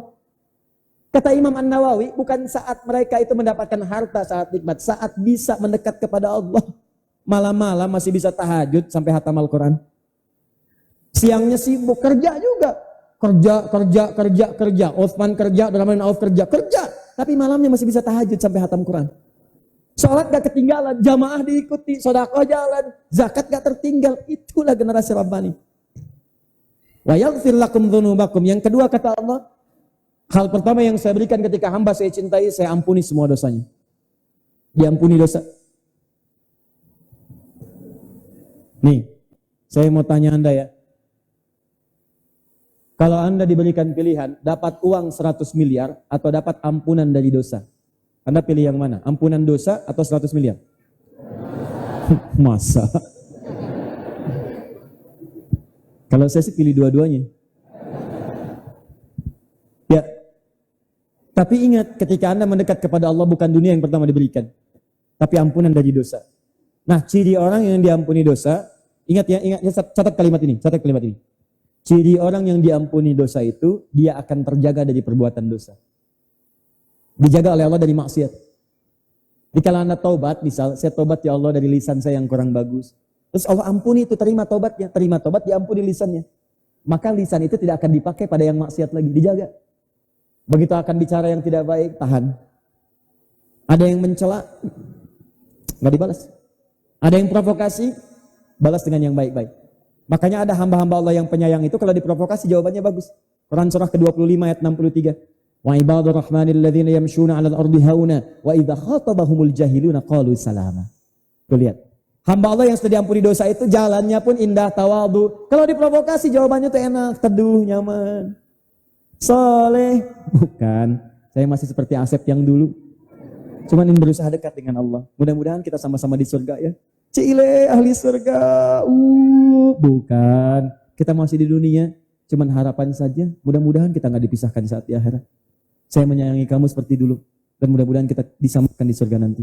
Malam-malam Anda doakan saat sujud Allah. Saya bersamanya belajar. Saya bersamanya olahraga. Jangan pisahkan di akhirat. Sentuh dia ya Allah. Tiba-tiba Allah kasih sakit dia. Di antara sekian temannya cuma Anda yang datang. Bawa buah, bawa macam-macam. Datang. Begitu datang melihat Anda doakan. Jatuh air matanya, mengalir dia. Besoknya ikut Anda dia kemanapun Anda berada. Ya Allah, saya siap mengikuti semua petunjuk Nabi. Bagaimana caranya? Turun Quran surah kedua ayat 151. Saya urutkan lagi. Paling kanan, sebelah bawah. Kama arsalna fikum rasulam minkum. Fokus. Lihat urutannya. Ingin jadi generasi Rabbani, kata Allah, ikuti petunjuk Rasulku. Supaya kalian mudah menirunya. Saya berikan sifat uswah kepadanya. Dari setiap ujung kepala sampai ujung kaki dan orang-orang di sekitarnya jadi teladan. Ya Allah, bagaimana mengikuti keteladanannya? Turun ayat lagi. Kama arsalna fikum. Aku sudah bilang, aku utus padamu seorang Rasul. Rasulam minkum. Dari kalangan kalian. Supaya mudah kalian berinteraksi. Yatslu alaikum ayatina. Satu, pahami kata Allah, di Rasul itu aku berikan petunjuk-petunjuk yang berasal dariku. Ayat disebut dengan ayat. Pertama, Rasul itu akan membawa ayat-ayat. Jadi petunjuk-petunjuk kemudahan tadi dalam kehidupan menjadi generasi Rabbani dikumpulkan oleh Allah langsung lewat Rasul dengan kumpulan-kumpulan yang akan dibacakan. Ayat. Ketika dibacakan sekali disebut dengan qiraah, terdengar bunyinya. Berkali-kali disebut dengan Quran. Kalau nyaris tak pernah berhenti dibacakan beda dengan yang lain. Nggak pernah bosan mendengarnya. Senang kita membacakannya. Maka tambahkan alif lam di depannya. Al-Quran. Quran surah kedua ayat 185. Syahrul Ramadan alladzi unzila fihil Quran. Makanya isi Al-Quran semua disebut dengan ayat. Silakan cek. Al-Baqarah 286 ayat. Ali Imran 200 ayat. An-Nisa 176 ayat. Kenapa isi Al-Quran disebut dengan ayat? Kembalikan ke Al-Baqarah 151. Ayat ini bukan sekedar nama kata Allah, tapi itu petunjuk-petunjuk yang mendekatkan engkau denganku. Petunjuk yang mendekatkan kita dengan tempat yang kita tuju. Di mana Masjid Al-Fathu, maka petunjuk itu disebut dengan alamat dalam bahasa Arab. Alamat diserap ke dalam bahasa Indonesia jadi alamat. Di mana alamat rumah si fulan, di mana alamat Masjid Al-Fathu, di mana alamat balai kota, alamat. Tapi petunjuk yang mendekatkan kita dengan Allah disebut dengan ayat. Makanya antum ketika baca Al-Quran semakin merasa dekat dengan Allah. Gak percaya silahkan. Jangankan baca, dengar ayat aja udah beda keadaan hati. Orang beriman itu lain. Buka Quran surah 8 ayat kedua. Nih ciri orang beriman ya. Maaf ya kalau kalimat saya mungkin terasa kurang berkenan, saya mohon maaf. Tapi Anda bisa mengecek apakah iman itu kuat dalam jiwa atau lemah atau tidak ada iman sama sekali. Salah satu caranya cek dengan bacaan Al-Quran. Perhatikan kalimat Qurannya. Quran surah ke-8 ayat kedua. Innamal mu'minuna alladzina idza dzukirallahu wajilat qulubuhum. Wa idza tuliyat 'alaihim ayatuhu zadatuhum imana wa 'ala rabbihim yatawakkalun. Hati-hati karena ayat ini dibuka dengan kata innama, adatul hasri, huruf yang menunjukkan batas. Seakan-akan Allah ingin mengatakan gini, ciri orang beriman itu punya batasan, batas ini aja. Kalau tidak memenuhi batas ini berarti ada masalah dalam imannya. Apa di antara cirinya? Jika disebutkan nama Allah ada getaran dalam hatinya.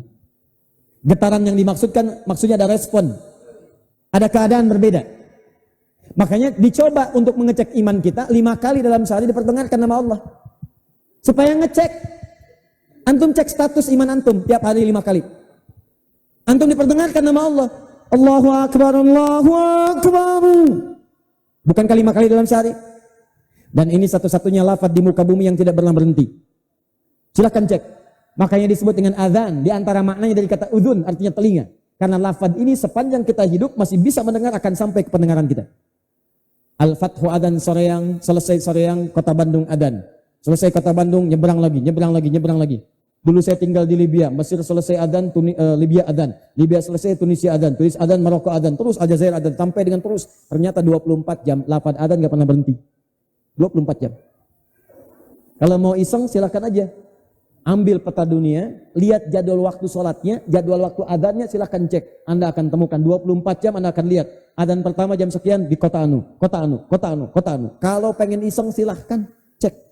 Akan terbukti 24 jam terdengar semua. Tapi pertanyaannya, apakah setiap yang mendengar adzan tersentuh jiwanya? Allahu Akbar, Allahu Akbar. Ya Allah, adzan. Di hati begitu tuh. Makanya orang beriman tuh ketika mendengar adzan, hatinya langsung bergetar. Oh, sudah adzan. Paham? Bahkan ada orang yang saking tinggi imannya, belum adzan sudah tahu sebentar lagi adzan. Itu menunjukkan imannya kuat. Itu ada di Quran surah keempat ayat 103. Di ujung ayatnya, Ya. Innas salata kanat 'alal mu'minina kitaban mawquta. Sungguh waktu-waktu salat itu bagi orang beriman sangat diketahui. Bahasa singkatnya, kalau mau paling padat, orang beriman itu pasti hafal waktu sholat. Ini DKM Al-Fathu itu kalimatnya disimpan di tulisan dalam bentuk jam di ruangan sekretariat tadi saya masuk. Di atas ada jam menunjuk waktu sholat, di atas ada tulisan Al-Nisa ayat 103. Ya, jadi kata Al-Quran, orang beriman itu tahu waktu sholat. Ini semakin kuat imannya, semakin paham. Ini zuhur jam sekian, asar jam sekian. Maaf, zuhurnya jam 12 lewat 7, ini orang jam 11 sudah siap-siap. Karena tahu waktu sholat 1 jam lagi muncul. Itu berarti imannya bagus. Awas, bukan tahu waktu sholat tapi nggak sholat. Itu tandanya masalah imannya. Saya tahu 1 jam lagi kan, tapi begitu sholatnya tiba dia nggak ikutan. Cek. Allahu Akbar, Allahu Akbar. Sudah adzan, bagus. Iman ada. Allahu Akbar, Allahu Akbar. Suara apa sih? Hidungku tidak lebih merdu daripada adzanmu. Ini kita doakan.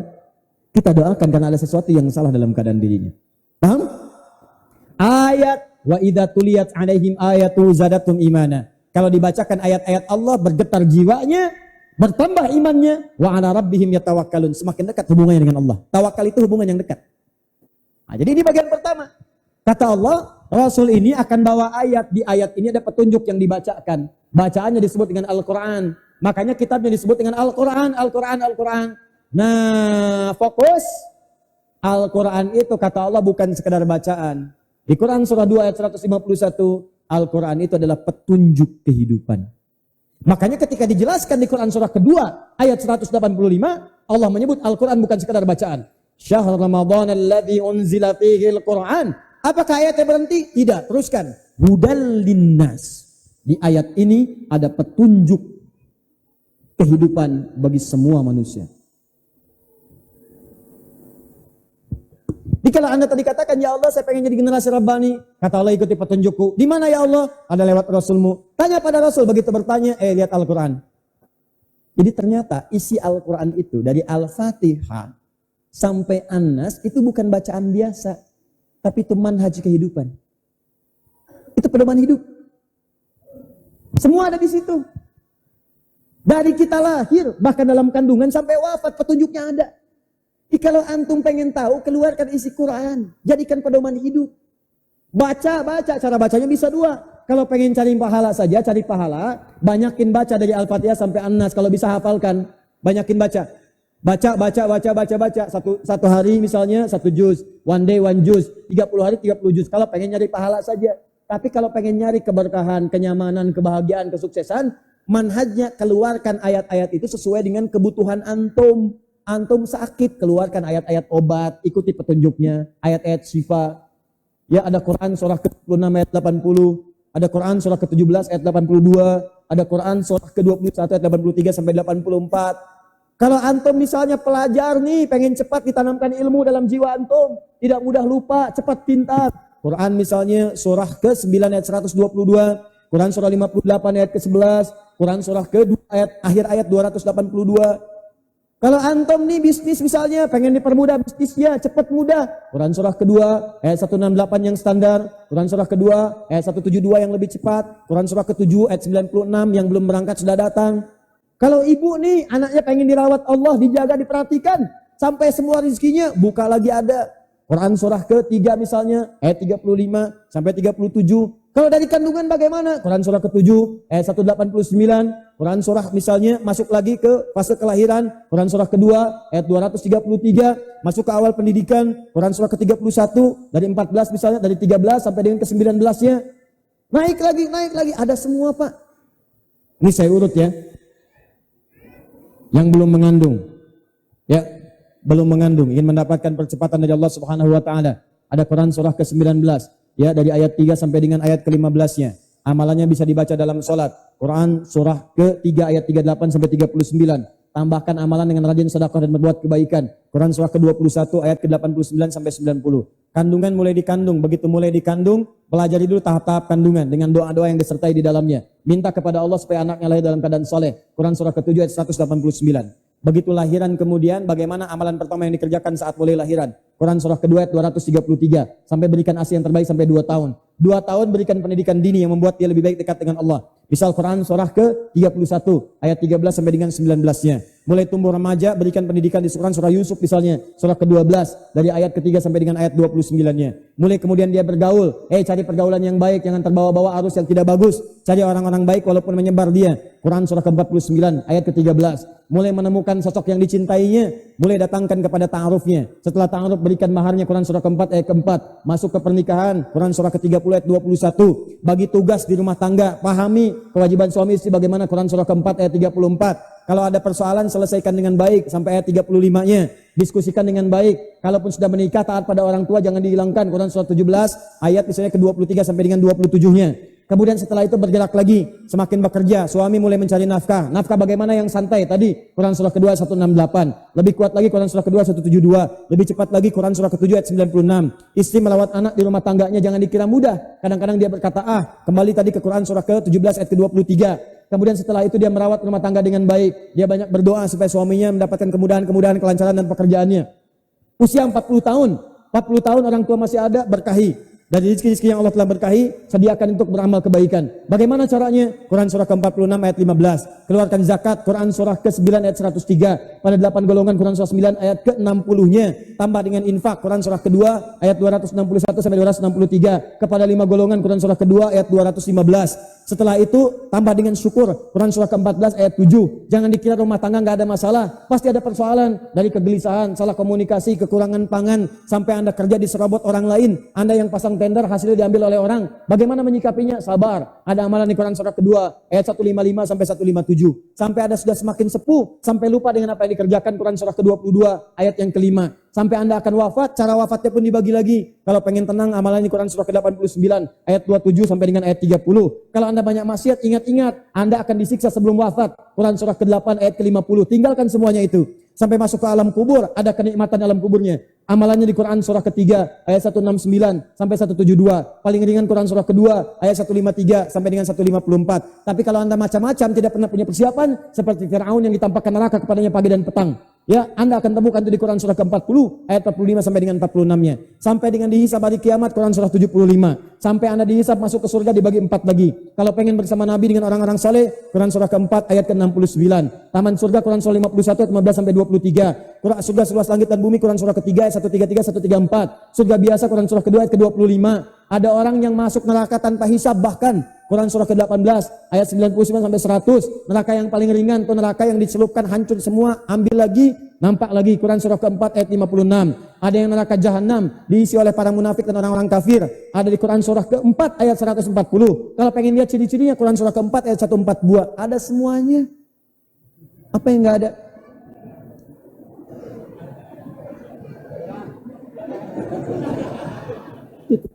Ada semua. Jadi cara menyikapi Al-Quran itu bukan cuma dibaca bagus, pahala ada. Tapi keluarkan petunjuknya. Keluarkan. Jadikan manhaj. Ini saya tanya pada ibu deh. Ibu berapa puluh tahun jadi ibu sampai dengan sekarang? Pernah nggak mengeluarkan ayat-ayat ibu dalam Al-Quran? Antum berapa tahun jadi ayah, jadi anak? Pernah nggak mengeluarkan ayat-ayat tentang menjadi anak yang soleh? Katanya pengen jadi anak yang berbakti, tapi nggak pernah mengikuti tuntunannya. Katanya pengen jadi suami yang rabbani, tapi tuntunannya nggak dibaca. Ini poinnya. Makanya tiap hari diminta sholat, supaya saat sholat itu kita terus belajar tentang ayat Quran. Baca, supaya dikeluarkan bimbingannya. Ini yang tiap hari dibaca itu lagi, An-Nas lagi. Minal jinnati wan nas, pantas mimpinya ketemu jin terus. Ustadz, saya sudah keluarkan ayatnya. Ini ayat-ayat tentang belajar, ini ayat-ayat tentang usaha, ini ayat-ayat tentang misalnya dunia kesehatan, ini ayat-ayat tentang dunia macam-macam terus. Cuman bagaimana memahami ayatnya Ustadz? Kapan mengamalkannya? Seperti apa maknanya? Ini bagian terakhirnya. Saya berhenti di sini. Teruskan keterangannya di Quran tadi surah kedua 151. Yatslu alaikum ayatina wa yuzakkikum. Orang-orang yang belajar ayat-ayat kami akan dibimbing, nanti hatinya akan bersih, suci, enak. Tanda kebahagiaan itu hatinya bersih, nggak punya ada masalah, tenang, nyaman. Setelah itu, lihat kalimatnya. Yatslu alaikum ayatina wa yuzakkikum wa yu'allimukumul kitab. Maka ini, ayat-ayat ini akan diajarkan langsung oleh Rasul yang aku utus itu. Diajarkan oleh Nabi. Maksud ayat ini maksudnya, begini cara mengamalkannya. Maksud ayat ini, begini maksudnya, begini cara mengamalkannya. Terus diajarkan, 1, 2, 3, 4. Maka semua pelajaran Nabi ini ketika diajarkan itu tafsir penjelasan dari ayat-ayat Quran. Semua yang bersumber dari Nabi, berdasarkan dari Nabi, keterangan Nabi, sifat Nabi, sikap Nabi, semua detail penjelasan Al-Quran, itu disebut dengan hadis namanya, India. Maka kalau antum pengen mendapatkan penjelasan Quran, lihat penjelasan Nabi lewat hadis.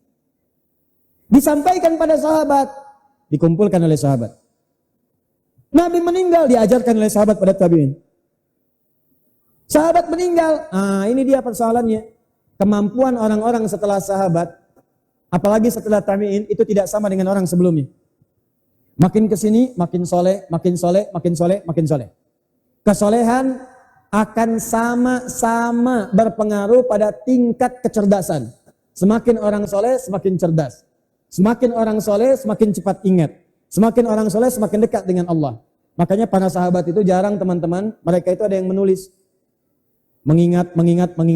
Selain sebagian besar mereka ummi, gak bisa nulis. Tapi ketika mereka belajar menulis, ada yang cepat bisa, langsung bisa menguasai, langsung bisa mendapati. Ada yang tanpa guru bisa cepat mendapatkan apa yang dipelajari. Yang ingin saya sampaikan, lihat sini, makin kesini, ingatan-ingatan makin kurang. Silakan cek.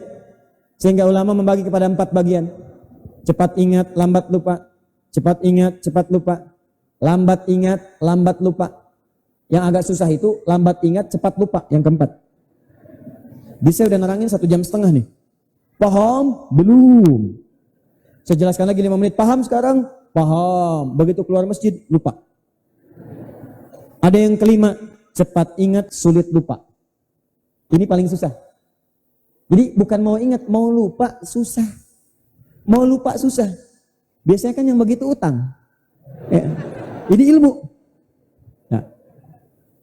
Sekarang lihat, karena kondisi umat setelahnya itu tidak semuanya bisa cepat mengingat, maka ada para ulama-ulama yang menuliskan keterangan hadis-hadis Nabi yang didapatkan lewat sahabat itu di buku-buku mereka.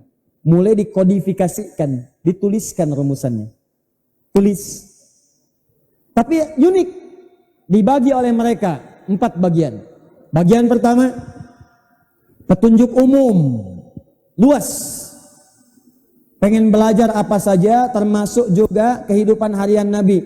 Saya pengen tahu Nabi itu 24 jam ngapain aja. Tidurnya bagaimana, makannya bagaimana, sampai sholatnya bagaimana secara umum. Kitab yang membahas tuntunan Nabi, hadis dari Nabi, yang sifatnya umum, komprehensif, masalah-masalah umum disebut dengan jami' namanya. Al-jami'. Ini dia. Jadi kalau Anda ingin belajar tuntunan Nabi secara umum, didapatkan di mana cari kitab jami'? Yang paling populer karya Imam Al-Bukhari. Imam Al-Bukhari pernah menuliskan kitab jami', ditulis selama 16 tahun. Ditulis di Masjidil Haram di Mekah, disempurnakan di Masjid Nabawi di Madinah. Setiap mau nulis satu hadis, beliau salat 2 rakaat, datang salat 2 rakaat. Berdoa kepada Allah. Jika hatinya tenang, kuat baru dituliskan, dicek lagi semua. Setelah jadi disebut namanya Al-Jami'. Nama lengkapnya Al-Jami' As-Sahih Al-Musnad Al-Mukhtasar min umuri Rasulillah sallallahu alaihi wasallam wa sunanihi wa ayyamihi. Ulangi. Al-Jami', ketawa baik di atas dia. Al-Jami', kitab komprehensif, luas bahasanya. As-Sahih, semua isinya sahih, tidak ada yang karangan saya. Al-Musnad, saya pastikan bersambung kepada Nabi, referensinya dari Nabi. Al-Mukhtasar, singkat padat, tidak bertele-tele isinya. Kata Nabi begini, saya terangkan begini, beri keterangan sedikit. Min umuri Rasulullah sallallahu alaihi wasallam, semua dari kegiatan Nabi sallallahu alaihi wasallam. Wa sunani, sunnah-sunnah yang bisa diikuti, wa ayyami dan kegiatannya. Kitab Jami' ini karena tadi bacaannya panjang maka disingkat menjadi Sahih Al-Bukhari. Sahih Al-Bukhari, asalnya Jami'. Berisi 97 pembahasan. 97 kitab. Di dalam kitab ada 97 kitab lagi, pembahasan lagi. Misal, kitab pertama Kitabul Iman, tentang iman. Yang kedua tentang ilmu, Kitabul Ilmi. Di kitab iman ini ada hadis-hadis Nabi, 57 hadis. Anda bertanya, Ustaz, saya ini imannya kadang naik turun. Kalau naik semangat sholat, kalau turun malas. Jangankan sholat sunnah jamaah aja kadang-kadang jarang. Bagaimana cara menaikkannya dan jaga supaya nggak turun? Baca Kitabul Iman. Pelajari. Jadi cara belajarnya, nggak semua hadis dibaca, keluarkan sesuai tuntunan. Ustadz, saya pelajar, mahasiswa di kampus A, bagaimana ala Nabi belajarnya? Kitabul Ilmi. Keluarkan. Ustadz, saya pengusaha, pebisnis, pedagang. Gimana caranya berdagang ala Nabi? Kitabut Tijarah. Ya, teman-teman percaya aja, yakin kerjakan. Ini petunjuknya, kalau Anda kerjakan, demi Allah saya katakan, tidak ada yang mengerjakan petunjuk ini kecuali saat berdagang, tidak ada yang pulang kembali modal, semua kembali untung. Ustadz, saya di pemerintahan, saya di birokrasi, saya di diplomasi, Kitabul Imarah, bab tentang menata pemerintahan. Tidak ada yang mengamalkan ini kecuali sukses.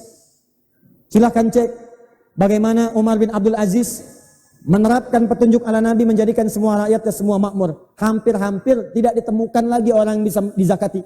Hingga ada orang fakir di zamannya Umar bin Abdul Aziz. Mau zakat aja keluar, gak ada yang dizakati. Tuh.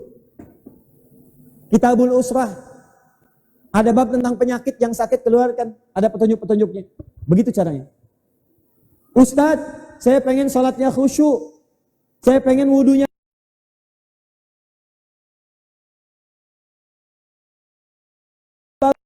Makanya kalau Anda pengen belajar tentang sholat, masalah fikih, langsung aja ke kitab Sunan. Ustadz, saya pengen belajar Sayyidah Aisyah itu seperti apa? Berapa hadisnya yang diriwayatkan? Saya pengen anak saya seperti Ibnu Abbas. Berapa hadis yang diriwayatkan? Langsung ke Musnad. Musnad Imam Ahmad. Lihat berapa Ibnu Abbas meriwayatkan hadis. Ambil hadisnya, pelajari. Ibu yang pengen belajar Sayyidah Aisyah, cari. Saudah cari. Sayyidah Zainab, cari. Silahkan, Musnad. Ustadz, saya pengen cari hadis dari alfabetis. Dari alif sampai dengan ya, mu'jam. Innamal a'malu binniyat, ada di mana hadisnya? Seperti apa kualitasnya? Mu'jam. Di kitab ini adalah manhaj kehidupan yang menuntun kita menjadi manusia Rabbani. Kalau Anda ingin mendapatkan kemudahan dari Allah, pengen cepat diberikan, maka keluarkan tuntunan ini.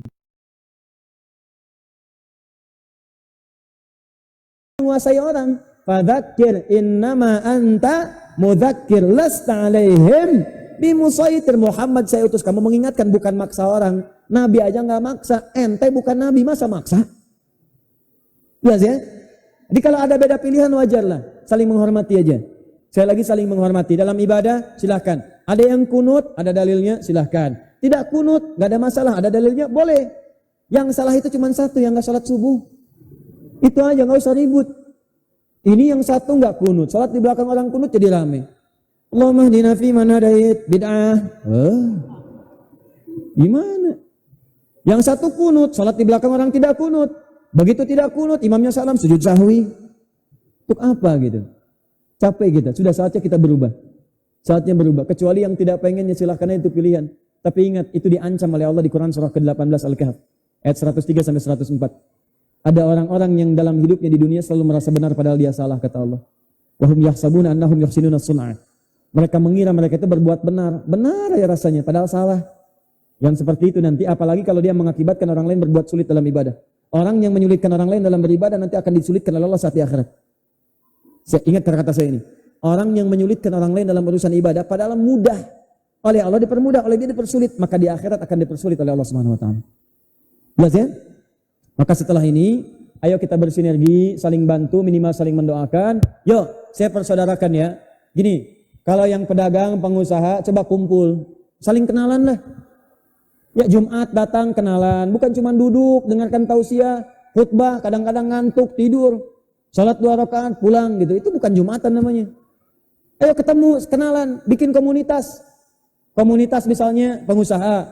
Komunitas dokter. Ayo dokter yang muslim kumpul. Komunitas pelajar muslim. Ayo kampus-kampus itu ikat. Ada ITB, ada IPB, ada UNPAD. Ayo ikutin yang di Bandung nih, ada UNPAS. Duduk sama-sama yang muslim, duduk bareng, belajar bareng, bikin karya, terus saling menghafal Quran, motivasi. Anda akan jadi lulusan yang hebat. Kan di kampus itu ada kuliah lama, 4 tahun masa nggak bisa hafal Quran? 4 tahun loh. Sekarang banyak. Nanti At-Taisir ya, ini ada yang dibagi insya Allah nih, setelah ini. Itu insya Allah kita bagikan, ada 3.000 yang kita bawa ke Bandung. Mungkin dipecah di 3 tempat. Silakan nanti Anda dapatkan 2 itu, mushaf dengan MZN dibagikan gratis. Yang murajaah itu mungkin ada infak, karena infak itu digunakan nanti untuk cetak lagi dan yang lainnya. Ya, supaya antum ada pahala di situlah, ya ada tambahan. Itu nanti yang mushaf terakhir yang murajaah, itu mushaf inti juga. Awas buku inti untuk bisa menghasilkan kualitas hafalan bukan cuma hafal, tapi pertama dia bisa hafal dengan kecepatan 1 detik. Di saat dibutuhkan muncul. Yang kedua, jadi panduan hidup. Jadi kalau melihat ayat-ayat Quran itu akan bimbing mata kita, ini yang dilihat, ini yang bukan. Nanti insya Allah ketika antum pegang itu, insya Allah ya catat tanggalnya nanti, tanggal 31 Maret, tapi tempatnya di Bekasi. Akan disiarkan live di Akhir TV, akan datang ulama-ulama besar juga dari Irak, dari Turki, insya Allah juga dari negara-negara lain akan datang. Kita akan sekaligus memperkenalkan At-Taisir, sekaligus memperkenalkan murid-murid kami yang sudah diajarkan. Ada murid-murid kami yang sudah diajarkan, nanti akan disampaikan seperti apa hafalannya. Ada yang hafal 23 hari, ada yang 25 hari, ada yang 28 hari, dan kecepatan hafalannya 1 detik. Jadi kalau antum tanya nomornya sekian, datang. Dan saat dibutuhkan dia hadir. Ya, sekaligus tanggal 31 Maret juga insya Allah, berita baiknya insya Allah akan dibuka beasiswa. Ya, nanti ada yang Turki, ada yang Irak, ada yang Sudan, ya juga ada beberapa negara-negara yang lainnya. Langsung orangnya datang, mengambil berkas, nanti insya Allah begitu selesai, ada undangan, antum langsung berangkat dengan izin Allah Subhanahu Wa Taala. Tentunya yang lulus. Saya kira itu yang bisa saya sampaikan.